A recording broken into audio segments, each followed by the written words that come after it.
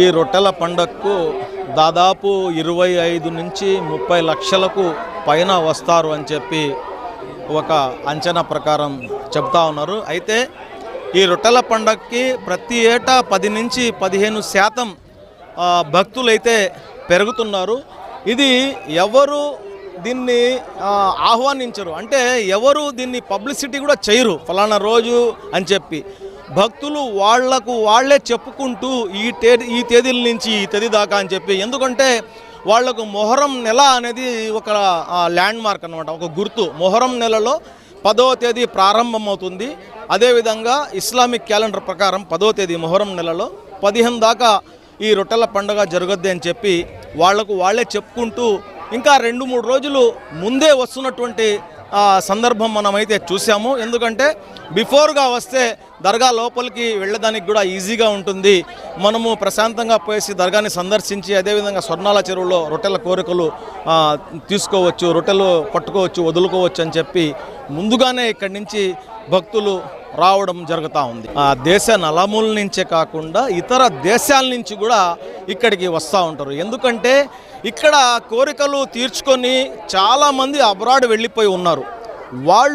వాళ్ళ పక్కన ఉండే వాళ్ళని చెప్పి ఈ విధంగా మనకు రొట్టెల పండగ దర్గా ఉంది, మనం కోరికలు తీరుతాయని చెప్పి, మాకు ఈ కోరికలు తీరినాయి అని చెప్పి వాళ్ళు చెప్పడంతో వీళ్ళు సెటిల్ అయినటువంటి ఇతర దేశాల్లో సెటిల్ అయినటువంటి వారితో వాళ్ళు ఇతర దేశాలకు సంబంధించిన వాళ్ళు కూడా ఇక్కడికి ప్రతి ఏటా వస్తూ ఉంటారు. అయితే ఇంతకుముందు ఇది రొట్టెల పండగగా దీని పేరు ఉండేది కాదు. ఇంతకు ముందు అయితే మొహరం జియారత్, ఏదైతే మొహరం నెలలో 12వ తేదీ ఇక్కడికి భక్తులు చుట్టుపక్కల నుంచి ఊర్ల నుంచి వచ్చేవారు, మన రాష్ట్రం నుంచి రాష్ట్ర నలుమూలల నుంచి వచ్చేవారు. ఎందుకంటే ఇది మొహరం జియారత్ 12వ తేదీ, ఏదైతే 12 మంది బారా షహీద్లు ఎవరైతే 12 మంది ఉన్నారో వాళ్ళ పేరు మీద జరుపుకునే రొట్టెల కోరికలు తీరుతాయని చెప్పి ఈ యొక్క దర్గాని సందర్శించి స్వర్ణాల చెరువులో వెళ్ళి వాళ్ళు రొట్టెలు మార్పిడి చేసుకునేవారు.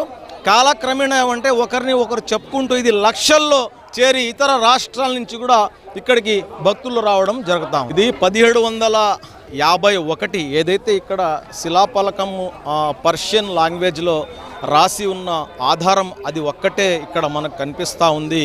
1751లో 12 మంది ఇక్కడ జుల్ఫికార్ బేగ్, మిర్జా హుసేన్ అని చెప్పి వాళ్ళు ఇద్దరి ఆధ్వర్యంలో 12 మంది, వారి నాయకత్వంలో 12 మంది ఇక్కడ వీరమరణం పొందారు అని చెప్పి చెప్తారు. అయితే ఇక్కడ కోరికల రొట్టెలు మనకు దొరుకుతాయి.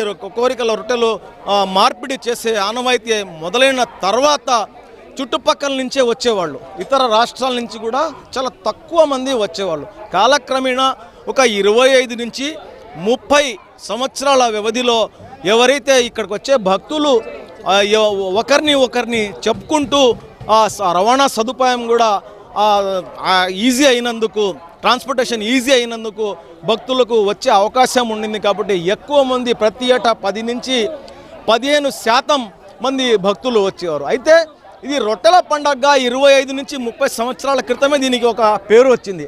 ఆ పేరు పెట్టింది ఎవరంటే ఇక్కడికి వచ్చినటువంటి భక్తులు పెట్టుకున్నారు. అన్ని మతాల వారు కలిసి పెట్టుకున్నటువంటి పేరు రొట్టెల పండగ. ముస్లిమ్స్ పండగ కాదు, ఇది ఇస్లాం పండగ కాదు, ముస్లింలకు సంబంధించిన పండగ కాదు. అయితే ఈ నెల్లూరులో మాత్రమే ఈ పండగ రొట్టెల పండగ అని దీనికి పేరు. ఇది మత సామరస్య వేదిక కాబట్టి దీనికి గత ప్రభుత్వం చంద్రబాబు నాయుడు గారు 2014లో ముఖ్యమంత్రి అయిన తర్వాత ఇక్కడికి వచ్చే భక్తులు వాళ్ళ నమ్మకాన్ని చూసి ఆయన ఇక్కడికి సందర్శించి వీళ్ళ భక్తులు వచ్చి ఇక్కడ రొట్టెలు పట్టుకుంటా ఉన్నారు అని చెప్పి వాళ్ళ భక్తిని ఆయన గౌరవించి ఇక్కడికి ఈ వచ్చిన చంద్రబాబు నాయుడు గారు ఈ రొట్టెల పండుగను రాష్ట్ర పండగగా ప్రకటించి వచ్చే భక్తుల కోసం వాళ్ళు మాకు అతిథులు, ఇతర రాష్ట్రాల నుంచి ఇతర దేశాల నుంచి మన రాష్ట్రానికి వస్తూ ఉన్నారు, వాళ్ళు మా అతిథులు అని చెప్పేసి వాళ్ళ కోసం మౌలిక సదుపాయాలు కల్పించాలి అని చెప్పి ఆయన ప్రకటించడంతో ప్రతి ఏటా 10 నుంచి 15% భక్తులు పెరుగుతూ ఉన్నారు. ఈసారి కూడా 10 నుంచి 10%, 15% భక్తులు పెరిగే అవకాశాలైతే కనిపిస్తున్నాయి మనకు.